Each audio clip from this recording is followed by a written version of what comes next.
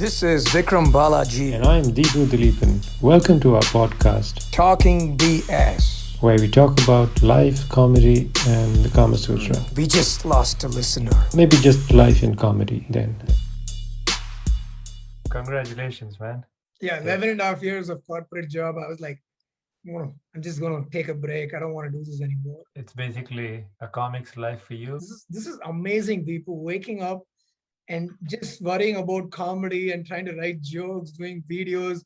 I don't have to worry about timesheets, meetings, what excuse I need to come up with, how to like bullshit to all the people who work back with me and motivate them and lie to them. It's so beautiful. But then at the end of the month, and I'm like, what the fuck? Why isn't anyone depositing money into my bank account? You got paid with 12 likes and 3 shares on Facebook. But Deepu, you also took a break a few years back, right? Like about 5 years ago, I took a 3-month sabbatical. Yeah, that was more for medical reasons, right? Miscellaneous reasons, let's put it that way. Yeah, I'll just keep it vague, just keep the cops off my back. Those 3 months, dude, it was the quickest weekend I've ever lived through. It just went by like a weekend, dude. What was your day like waking up and what do you do? So I used to hang out in the library a lot. Mm-mm. Yeah, I was that kind of guy. So You're picking up chicks in the library. no, I would just go to the library and start reading random books, some book about the universe. Then the next day I'll read something about different immigrant groups moving to the US. It's just random stuff. I just used to sit in the library, and you need that mind space for comedy, Like when people finish their day at work and they come home, they typically want to unwind, decompress. That's the new buzzword, decompress. What was yeah, your favorite book? Not favorite book, but what's that book you remember reading during those 3 months? No idea. No idea. Like same problem with me. Like I would be able to remember the content of the book, but I won't remember the title of the book. I won't remember who wrote the book.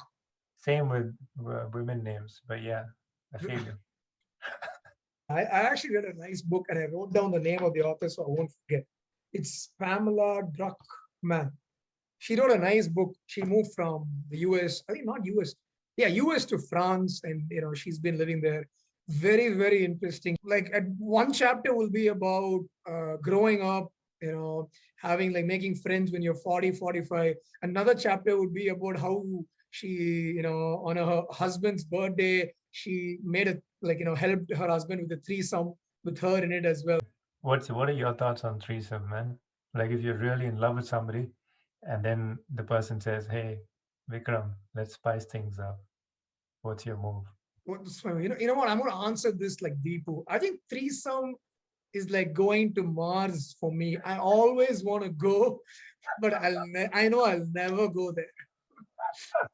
My joke writing is so predictable. I think you can get like an AI bot to like start churning out jokes.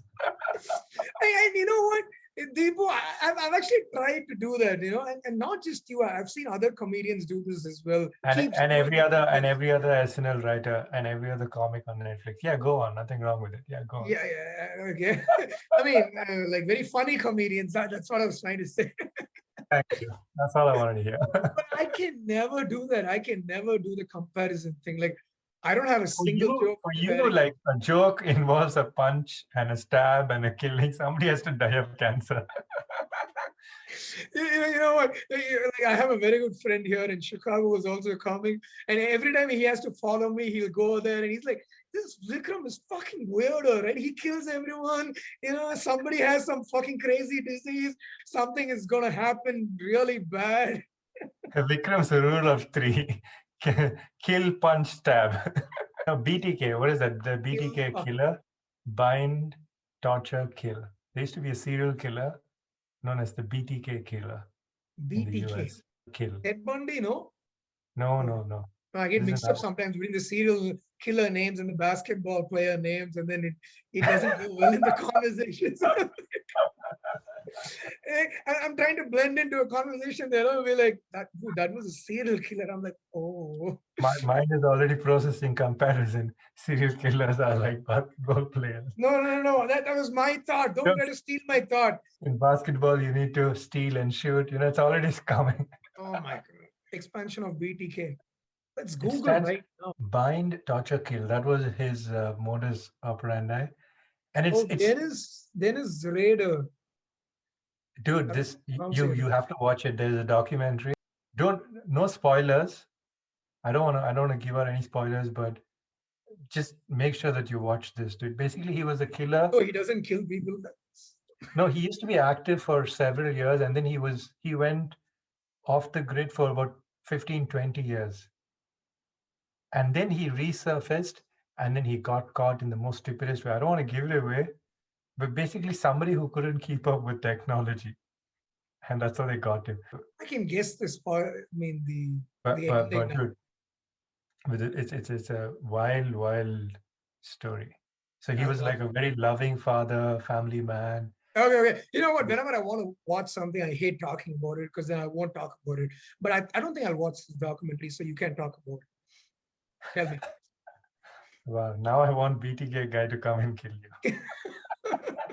And I'll tell you why. Okay, Deepu, like last few months, like before I go to sleep, I've been watching these crazy, crime stories or documentary. And I'm like, my whole sleep gets fucked up. I get sleep only for like 3 hours, and then that 3 hours gets fucked up.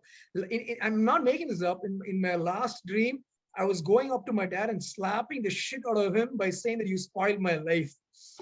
Wow. Okay, that's deep. I was in my last dream, I was paying off all my like loans and everything. So yeah. Paying off your loans? What a fucking Yeah. boring dream. What are you trying to improve your credit history or what? I don't know. Paying off my loans. Anyway, I was slapping my dad saying that you spoiled my life. I'm like, I felt very bad because my mom was right next to my dad. And I should have slapped both of them together. I should have been slapping them. So it was not just my dad. So is it true though? In some twisted way, do you think your dad made? No, not at all. It's all on me and my fucking friends like you. So not on my parents. My dad is still alive, so I don't want him to take me off from the will. So the 1 square foot land in 𝐂𝐿𝐴𝐴𝐵𝐿, which is 50 kilometers from downtown, I won't get. So I don't want that. Oh wow, I didn't know you had like property all over Chennai city. I'm not a property guy. I know you like properties, but I'm not a property guy. I'm like, when did I ever say I like property? No. You bought a property, right? Like right when you were like 18 years old, like why it's good. It's good. It'll increase your brand value. Like, dude, everyone wants to date homeowners. Deepu, you're a homeowner. No, but I mean, that's been my experience, People are like trying to check out of the capitalistic society. I just sold all my stuff and bought a van. And I'm like, oh, that's so cool. What do you do? Yeah, I just work, I have a place that I bought. They're like, oh my God, that's so great. I'm like, isn't that what you're trying to get out of? They're just being nice to you. I know you're not used to it, but yeah. But I can relate to that. I'm a very minimalistic guy. I can see that. I can see that written all over your head. Yeah. What do you mean minimalistic? Did you like Marie Kondo your entire apartment or something? What's that? That Japanese woman who's like, take the mattress, throw it out of your window, and then your life will be better. You read that book? No. Get rid of your girlfriend, get rid of your dog, and throw the TV out of the window. That's her basic. You know that book, right? Something made the Marie Kondo way or something. A way to live a minimalist life. So apparently declutter your life, stop hoarding things and things like that. So yeah, I think I should read that book because I can relate to it a bit. I'm not that guy who wants a lot of materialistic things. Like for me, car should be point A to point B. Couldn't agree more. And I just want power windows in the front, right? Even in the back, the windows are like this. I don't care. Like for me, point A to point B. You lost me at power windows. I'm just glad it's got 4 wheels. You're a greedy man. No, I mean like the basic stuff. Then it's like minus 50 outside. I just want some amount of heat coming out. That's all. I'm not asking for like a fancy music system or like a thing which will come and massage in the front, back, and all that. Just point A to point B, and that's how most of my life is that. But I still need my 5-blade thing to shave this. But yeah, I mean, By the way, that's I got this. By the way, I got this before I left my company. What they've started doing is they've started giving monthly gifts. no pay hike.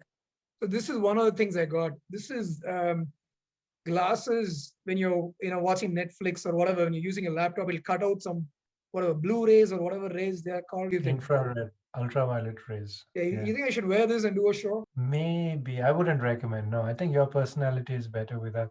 Like this is like it instantly gives you a nerdy look. I know, right? When you do dark jokes, they feel like BTK killer is back. I wouldn't recommend. See, now I have second thoughts. Maybe I do want to wear it. You said BTK killer.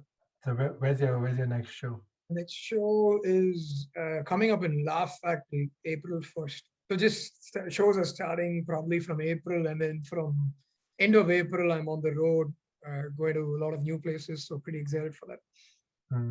So how are you filling up your week now? Are you just focused on writing stuff, or you're like adding gigs on a Wednesday night in some small town? Yeah, I mean, I would love to add gigs on the weekdays as well, but things are still slow. So waiting for things to come back.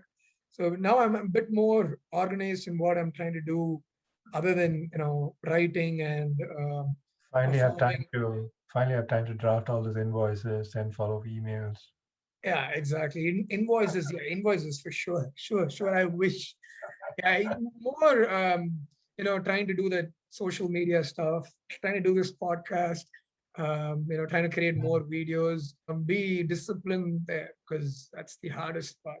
And I know you have been doing some videos, right? Those were really funny, man. Thanks, man. I appreciate I think you should quit stand-up comedy and do just these videos. Dude, I'm not gonna lie. I seriously thought about it in the sense like I'm like, it's like this weird feeling. It's like this weird feeling. I was trying to roast this guy, and it's not fun when you say, "Yeah, it's true."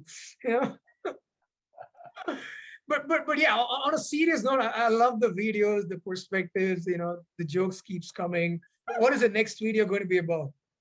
The next video is about sustainability, climate change. Climate change. Okay, that'll be interesting. I just need somebody to piss me off. See, this is how I come up with videos or video ideas. I just need somebody to piss me off about some small random thing. This is what happened. The person was like, I don't want to use a surgical mask because it's not sustainable. So they wear a cloth mask, which actually doesn't do much to protect you or stop the spread of the virus. You know what I mean? I just need some random trigger, and then yeah, I'll go for it. Anything can trigger you. A cat video for 2 seconds can trigger you. But I actually have a joke on climate change, and I do it in my stand-up set. Wow, climate has really changed. Huh? Okay, go for it. Yeah, I'll do the joke because the joke anyway sucks. And you know how I do this joke? That's funny. There are two ways.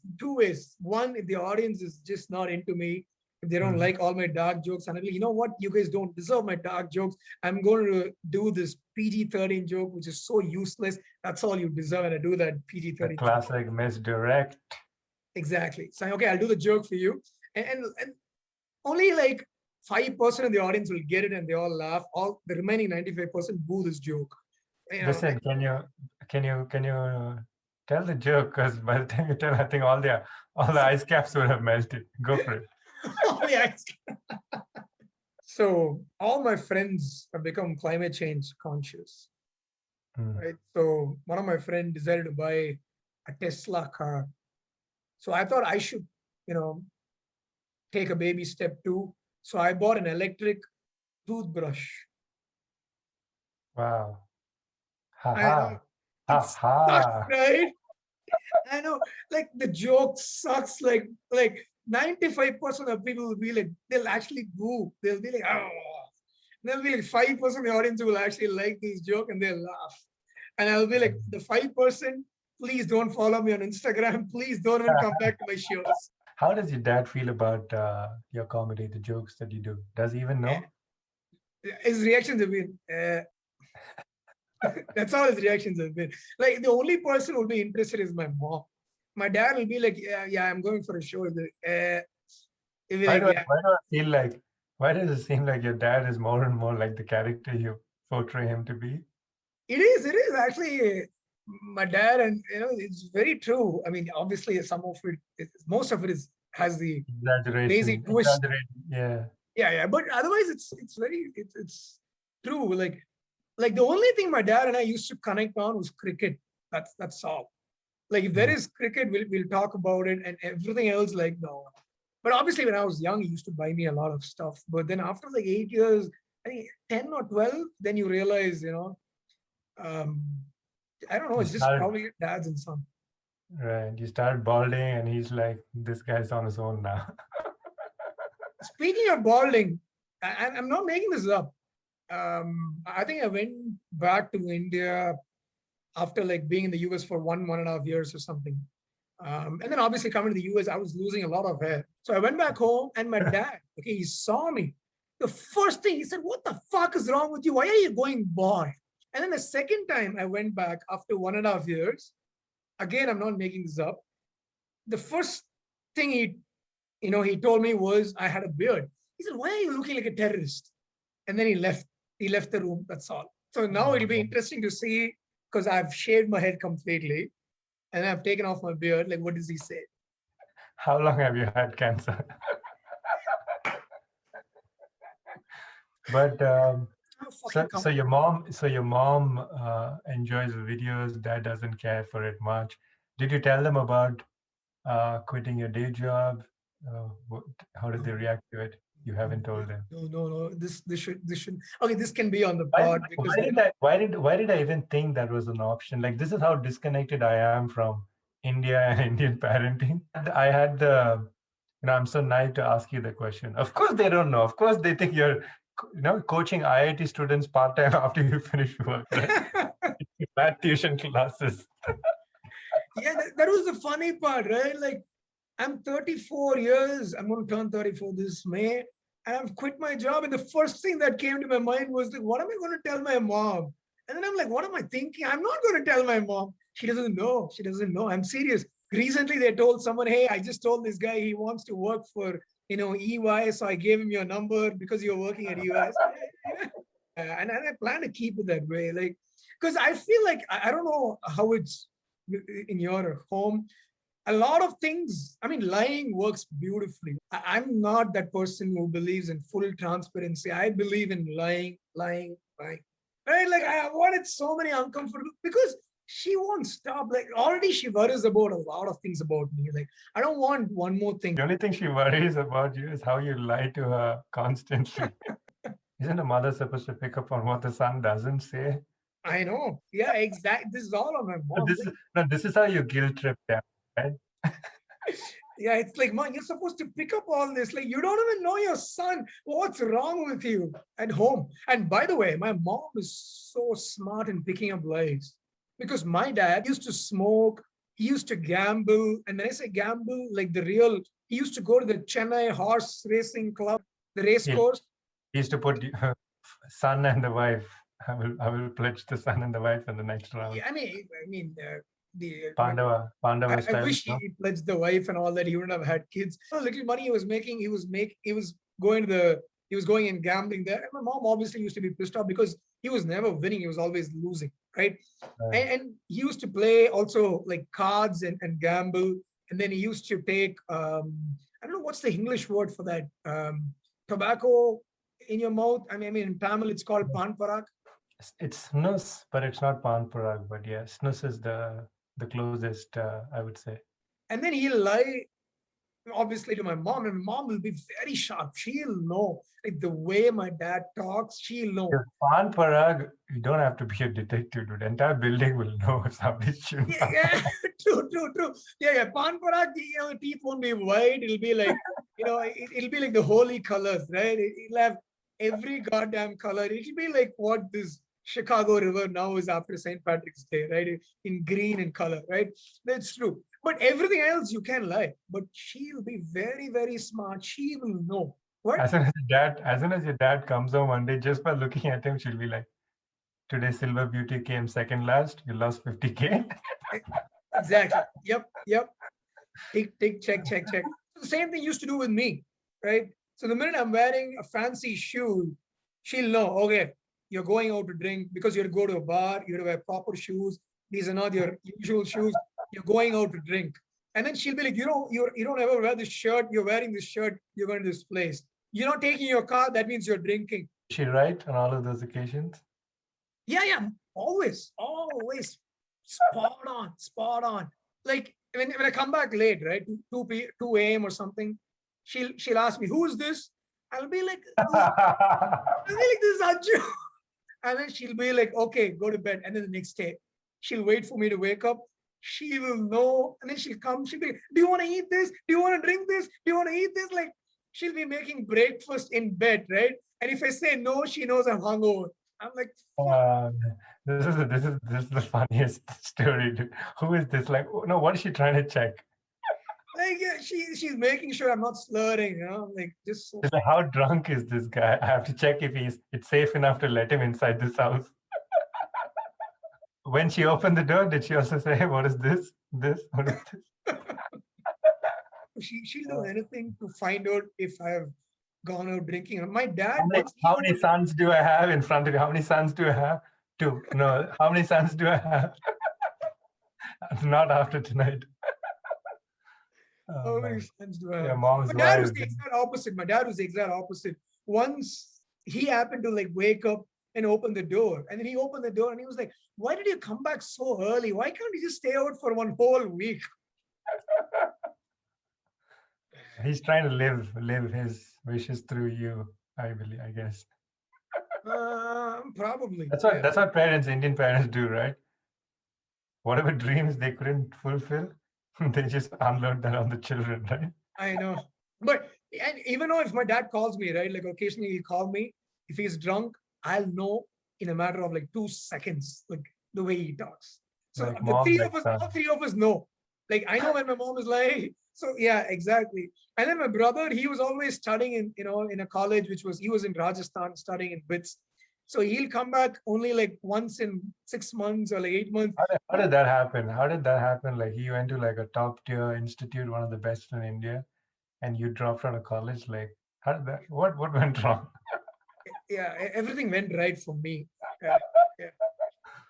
Yeah, he was always hardworking, studying. Yeah, he was a very boring kid. I mean, still a boring person. Like, right. Where is he now? He's in New Jersey. Yeah, he was like the typical guy who will come back home, spend time with my mom. He's like that guy, right? Like I told him, I'm stand up. He said, yeah, I'm gonna make enough and stand up, just work. So, but yeah, but I mean, he still buys me stuff. A grown ass guy. Did you ever catch your mom hiding something? Like, did the reverse happen? My mom lie a lot, like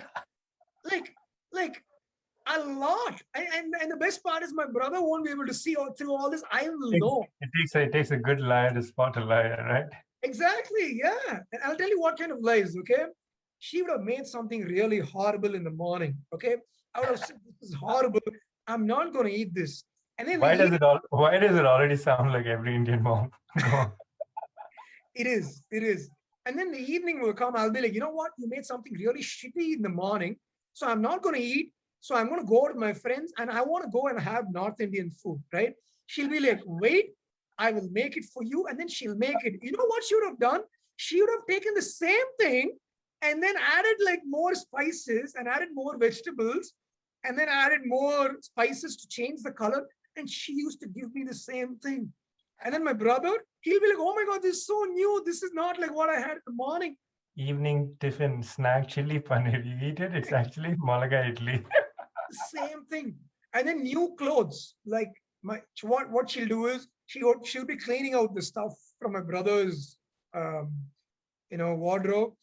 And then after 2 days, she'll be like, oh, Ajay, I bought this stuff for you. I was outside shopping. Do you want to use this? I said, no, I've seen this. You know, it looks exactly. Yeah, she used to do a lot of shady things.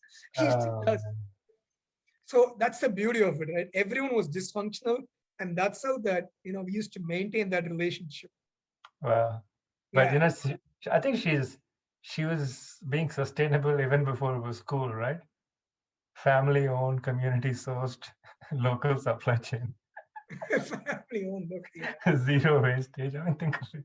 Wait, I'm pretty sure your mom also used to do a lot of things, right? No? Oh Or was yeah. your mom cool and she gave you good space and This has nothing to do with being cool. I mean, I'm talking about the clothes part. It's simple economics, right? Like no, you no, didn't have. I meant like anything else crazy. I mean, It was a paradox for me because my mom was known as the cool teacher. She was a school teacher, right? oh So yeah. she was known as the cool school teacher where all the girls will go up to her and talk about all the crushes they have, which guy is troubling them, and the boys will go and talk to her saying, "Ma'am, I like this girl." Like she used to be that cool teacher at school. At home, she's the complete opposite. Really? Yeah. Anytime a girl calls me up, she would pick up the phone, or she'll immediately do all kinds of cleaning, dusting just around me in the house. Okay, the minute I get a phone call, all the cleaning has to happen within 1 meter of where I'm sitting. So anytime a girl calls, she'd be very interested. And yeah, it was the complete opposite. Wait. This is So there have been students going up to your mom and telling them, they have a crush on this guy. So all the time, all the name time. ever been dropped? Like, someone not realizing that you're, her son, and then like, hey, I like Deepu a lot, and they'll be like, hey, back off, lady. No, I don't think it's happened, but a couple of times there've been like girls go up to my mom straight up and be like, are you Dileepan's mom or something like that? Apparently once there was this, from what I heard, a cute girl went up to my mom and like, are you Dileepan's mother? And my mom was like, yes. And then she went to another girl and said it's true, and they started smiling, giggling or something like that. So my mom Wow. came and asked me, who's that girl? I'm like, how the fuck am I supposed to know, I speak to like 48 bitches every week. No, I didn't say that. But I do have a bit about it. Did this in the first Fringe show, talking about how it is to go to the school where your mom is also a school teacher. Yeah, I was just about to ask you, like, I cannot even imagine that. Whereas any guy come up to you and said, oh my God, that teacher is damn hot without realizing it's your mom. No, not to me. No. But I've heard through the grapevine, like some boys having crushes. Where you like, I'm gonna beat the shit out of those guys. No, it didn't even affect me. Too young to even process what that meant. Didn't Now even I feel like I need to track them down a bit. Next question: has your mom ever taught you? Like, have you been in the class, same class when she was teaching for you? Mm, never. Maybe once. I think she was like a substitute teacher. I think it was the most excruciating 40 minutes of my life, because here's what's going on. Mom is pretending to be all nonchalant, like, yeah, whatever. I don't care. My son is there. Every other student in the class is like, your mom, your mom. I'm like, yeah, like I didn't know. Like I don't know what's going on. Dude, Yeah. fucking, I can't even imagine that, because my mom used to come to my school, high school, like without obviously asking me. And it used to be so annoying because my mom was actually, my mom was very creative, and she used to make all these fur dolls, and she used to supply that to school, right? Once a year she used to do that, and she used to use that as an excuse to come and find out how I'm doing. Every month she wants. I'll be walking, I'll be walking, I'll be whistling, and then I'll see my mom, like, what the fuck are you doing here? And I came to ask you about how you're doing, and blah blah blah. Wait, I'm gonna go speak to your math teacher now. It was annoying. And dude, I can't even imagine my mom coming and teaching a class. How did you manage with this whole thing? But this I didn't have to manage. I was basically that teacher's son, like doing all the right things, never bunking, finishing all assignments. Like, so there was no problem, nothing to hide, nothing to deal with. I was that well, kid. No, my sister was that. She was the really? rebel. She was the one getting into trouble. I Oh, was so the she one who was was the cool one in the family. something like that. Something.